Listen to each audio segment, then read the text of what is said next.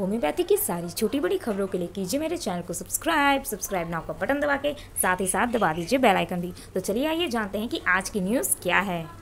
तो जैसा कि आप जानते हैं कि पीएम नरेंद्र मोदी ने ये कहा कि आयुष डॉक्टर जो हैं इक्वली रिकॉग्नाइज्ड हो रहे हैं जैसे कि एलोपैथिक डॉक्टर्स। तो ये बहुत बढ़िया और अच्छी खबर है।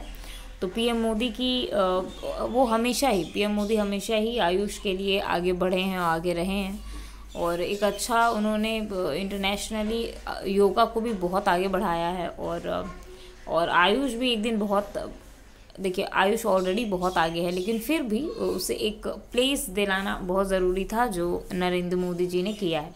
आगे बढ़ते हैं और एक और न्यूज़ थी जो 65,000 रुपीज़ का जो कॉन्ट्रैक्ट बेसिस डॉक्टर्स को मतलब मिलने की बात थी वो आगे बढ़ चुकी है और 15 तारीख के आसपास कुछ एक डिसीजन आने की उम्मीद है और लगभग ऐसा माना जा रहा है कि 15 तारीख के बाद जो है इसे 65,000 को आगे मतलब 65,000 कर दिया जाएगा सैलरी को। अच्छा, और अब बढ़ते हैं बीटीएससी की न्यूज़ में। अच्छा ठीक है, किसी बच्चे ने कहा कि बीटीएससी कि यूट्यूबर कुछ ऐसा वैसा कह रहे हैं। देखिए आप समझिए कि वो सोरिक पेशेंट है, ठीक है। जो होम्योपैथिक डॉक्टर्स होंगे वो जानते होंगे व्हाट इज़ सोरिक। तो आप यही समझिए कि वो सोरिक पेशेंट है, उसका हम क्या कर सकते हैं, एंटीसोरिक मेडिसिन चला दें उसको, छोड़िए जो बोलता है बोलने दीजिए, उनका काम है बोलना। आगे बढ़ते हैं। बिहार तकनीकी सेवा आयोग के बारे में बात हो रही थी, तो बिहार तकनीकी सेवा आयोग के बारे में मैं बता दूं कि दरअसल मैंने कहा था कि 2 सप्ताह में होगा, राइट।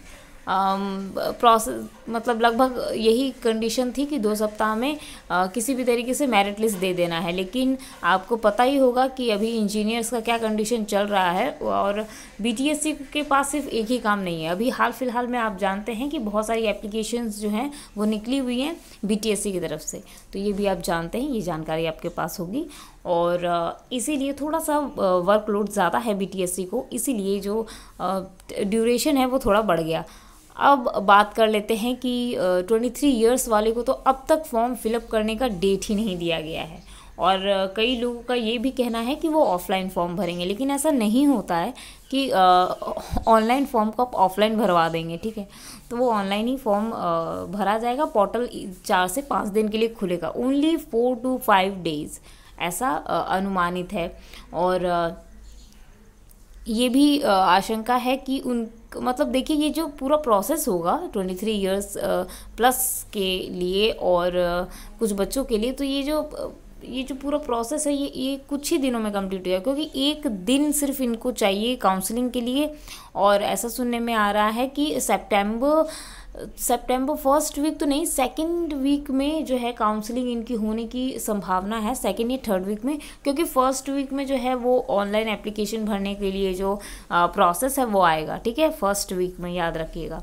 सेकंड वीक में ऐसा माना जा रहा है, क्योंकि सारे देखिए हम तो नहीं बैठे हुए ना बीटीएससी में सारा काम करने के लिए, वहाँ कर्मचारी बैठे हुए हैं और जो भी प्रोसेस है वो मैं आपको बता सकती हूँ कि ये होगा और इतने से इतने तारीख को होने का पूरा चांसेस है। लेकिन तो मैं आपको ये बता रही थी कि बीटीएससी जो है एक लंबा प्रोसेस नहीं लेगी, अब ओनली 5 days to 7 days जो है फॉर्म भरने का डेट दिया जाएगा, या हो सकता है ये 2 दिन ही दें, क्योंकि ज़्यादा कैंडिडेट तो है नहीं। और उसके बाद जो काउंसलिंग है वो सिर्फ 1 दिन के अंदर हो जाएगी।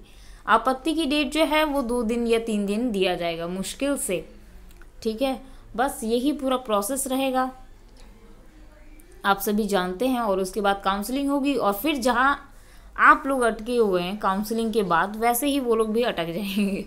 तो मेरा कहने का सिर्फ एक मतलब है कि आप इतना वरीड नहीं होइए और सिर्फ कुछ डेज़ की ये बात है, ज़्यादा टाइम लगेगा नहीं। आप खुद ही काउंट कर लीजिए कितने डेज़ लग रहे हैं, 10 डेज़ ओनली, ठीक है ना। नोटिफिकेशन आने के बाद ओनली 10 डेज़ के अंदर सारी प्रोसेस हो जाएंगी। दरअसल क्या है कि जो काउंसलिंग हमेशा बीटीएससी जब रखेगी 23 प्लस की, तो वो उसी टाइम पे रखेगी जब दूसरी काउंसलिंग चलें, क्योंकि उनको एक्स्ट्रा फिर वो टेबल चेयर और ये सारा जो टेंडर ये सब देना होता है वो नहीं देना होगा, राइट। तो वो आप सोचिए लॉजिकल है ना ये चीज़ें, तो इतनी जल्दी तो नहीं होंगी। अभी जो जिनका काउंसलिंग होना है उनके साथ उनका भी काउंसलिंग हो जाएगा। तो ये आप नहीं समझिए, आप वेट कीजिए जब तक सामने वाले का काउंसलिंग नहीं होगा, तब तक K23+ का भी काउंसलिंग ये लोग नहीं देंगे डेट। तो ये प्रोसेस होती है, ये सिस्टम है, आप इसमें कुछ नहीं कर सकते, मैं इसमें कुछ नहीं कर सकती, कोई इसमें कुछ नहीं कर सकता। और रही बात BTSC की, मतलब BTSC के लोगों से बात करने की, चेयरपर्सन से बात करने की, तो मैं आपको ये बता दूं, मेरी उनसे लगातार बात होती रहती है और उसके बाद ही मैं ये आपको कंफर्मेशन न्यूज़ देती हूँ।